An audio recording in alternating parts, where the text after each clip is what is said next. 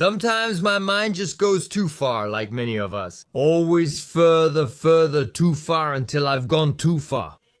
After a trigger, often something small, I begin making endless associations of ideas. It's like me. One time I was tasting a beer like that and I wondered if they all tasted the same. And that's when I set off on this endless odyssey of trying to taste as many as possible. Yeah, I'm not sure what the connection is.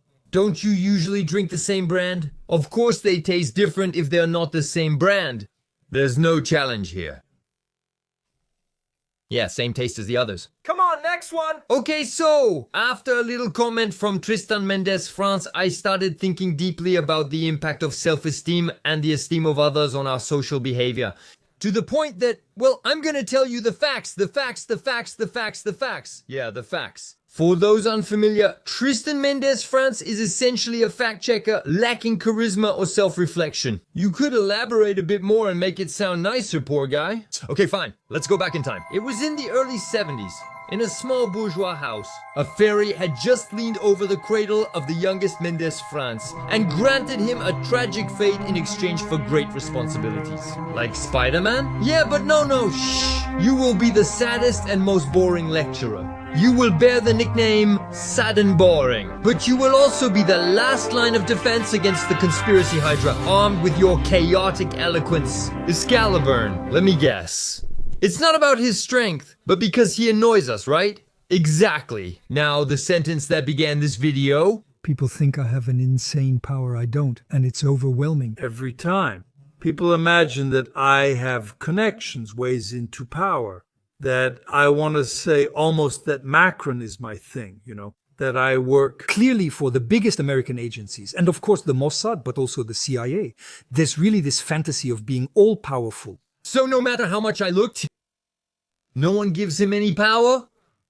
No? So yes, it says about him that he probably owes his professional situation to his family rather than his skills. Or that by always echoing the official stance of those in power, he easily keeps his position and stays in the spotlight. But I don't think even the craziest person sees him as a man of power. Oh yeah, like he manipulates Macron. He looks like he's part of the Mossad. He co-directs the CIA. In the shadows, he's a backgammon champion. He's Brigitte Macron's lover. And he was the first to have bought a vodka martini for James Bond. There's a good chance he gets manipulated by those who pay him directly or indirectly.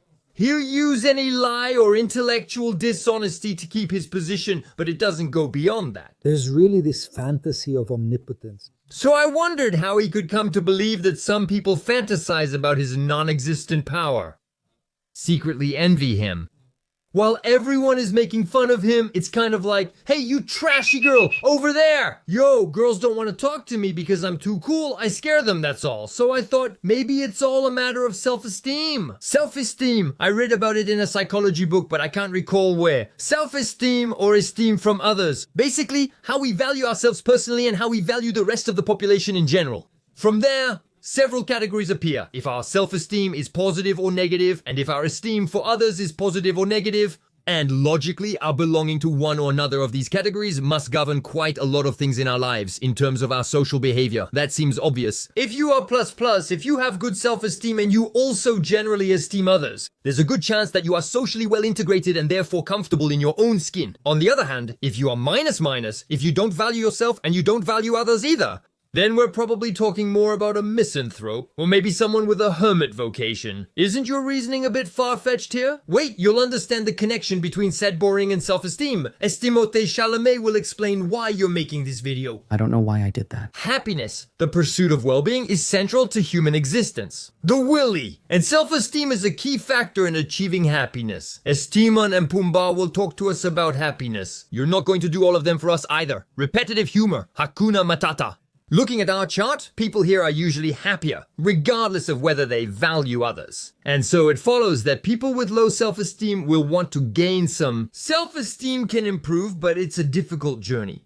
Which means that sometimes some people take a shortcut that's typical of our time, the transfer of esteem. Some people who have trouble living with low self-esteem, which makes social interactions difficult for them, probably unconsciously decide to boost it by putting others down. Yes, by thinking that others are worthless, that we're much better than them in every way, we gain a lot of self-esteem. But And there is a but. We overestimate ourselves. Well, sad to death, that's exactly it. Half of the population is into conspiracy theories, either far right or far left. It's mind-blowing, but luckily I'm here to restore truth and justice without a hint of self-doubt.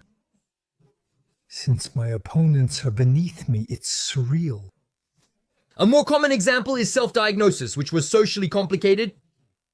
People thought I was ridiculous and never agreed with anything I said, no matter what.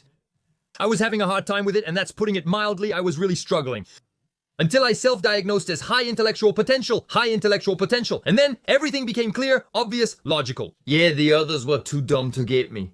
That's all. Maybe just to stay in sync with me, when interacting, I mean. But it's the same. You lack the vocabulary. Isn't adaptability a key sign of intelligence? What do you know about being inferior? Well, there are real high intellectual potentials. But it's only 2% of the population, not 10 like online. But they rarely hide their problems behind a self-diagnosed difference slapped on as a limiting label. People who self-diagnose as gifted and are sensitive rarely get told to take a giftedness test. Yeah, so they won't be too disappointed, so it doesn't mess up their self-esteem, their self-worth, you know? We could let them be happy by accepting their sense of superiority. But the thing is, there's a third factor, esteem cubed. Beyond self-esteem and esteem for others, there's also the esteem others hold for us. From there, interaction happens, which is one of the healthiest ways to boost self-esteem. If you respect others and therefore behave in a healthy way towards them, there is a good chance some will begin to respect you back. It's just social interaction. The respect should naturally increase your self-respect. #happiness. Your happiness then impacts your relationships. And that's how you start a virtuous cycle. On the other hand, logically, if others don't respect us, it's hard to respect ourselves. Unless you defy that logic. By transferring the esteem you have for others to your own self-esteem, by believing you're superior to others, by overestimating yourself, you'll only increase rejection from others. They will have even less respect for you. The main advantage at that stage is you overestimate yourself so much that it blocks everything. What others think of you, even negatively, doesn't affect you. When you're stuck in a cycle of negativity, it's hard to escape. Valuing others more feels impossible as it seems to lower your own self-esteem. Overestimating ourselves and belittling others ultimately ensures we never receive any delicate attention from others. We also see this in militant purity, claiming to be the most eco-friendly, patriotic, or left-wing. People call me detestable, but they're just jealous. Since they're not on my level, I don't respect them, which gives them a good reason to hate me. Anyway, I don't care. I'm above all that. I'm above them. Wait, maybe that means, regardless of background or origin, arrogant assholes are just less plus less. Hey, less plus less, come here. Conclusion? That took a while. You end up like Tristan, believing only those who agree with you deserve to be heard, and they'd be better off just listening to you. Believing others are jealous, envy your power, or are simply foolish. Basically, you go around like that. I don't see what's on the sides. I just go straight ahead. I don't see what's on the sides. I just go straight ahead. And the best example we have in France, well, it's our president. Less than 20% favorable opinion. Everyone tells him all day long that he's doing a terrible job and even rubs his nose in it, but he doesn't care at all. Well, no. He's not going to listen to the peasants, right? Those subhumans. I think it's fair to say I'm the least of the least alpha. The guy's happy. 8 years, no bad decisions. I can say I'm a genius. The problem is, overestimating yourself may energize you to act, but it prevents self-reflection. To the point where you avoid your responsibilities. Isn't that what cocaine does too? Let's hope it doesn't add up. It might even multiply, so if you make a mistake and don't listen to anyone, you just fall deeper into it. There you go, it's over. Esteem Ballant, play some ending music. Yeah, no, that's crap.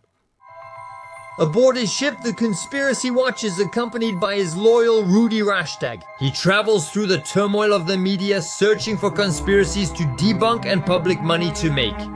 See you soon for more Trist'Ennuyant adventures.